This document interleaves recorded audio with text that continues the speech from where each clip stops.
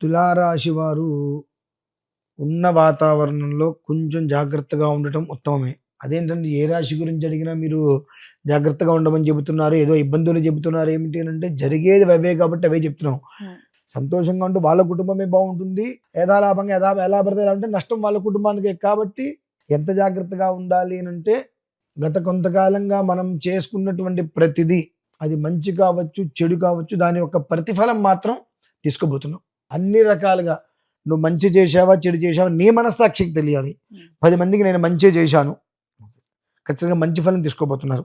10 మందిని నేను ఇబ్బంది పెట్టా. 10 మందికి నా వల్ల ఇబ్బందే కలిగింది అనుకుంటే దాని యొక్క కర్మ ఫలమే తీసుకోవడానికి సిద్ధంగా ఉన్నారు వాళ్ళు. వీళ్ళకేంటంటే నేను అనేటువంటిది ఒక అహంకార గుణం ఉంది. హ్మ్. ఒక రకంగా నేను చేయగలను. నేను మాత్రమే, నన్ను మాత్రమే అడగాలి.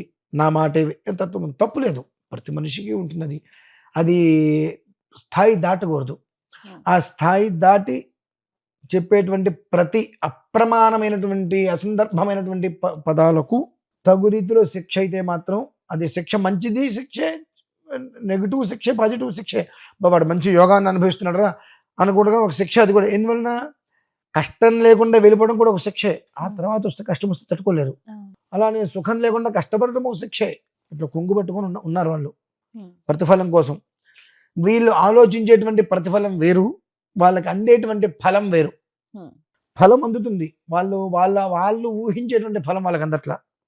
ఎందువల్లనంటే మనం నీ మొహం మండా అని తిడతాం ఒక మనిషిని, మనకు వచ్చి నమస్కారం పెట్టరుగా. అలా ఉంటుంది పరిస్థితి.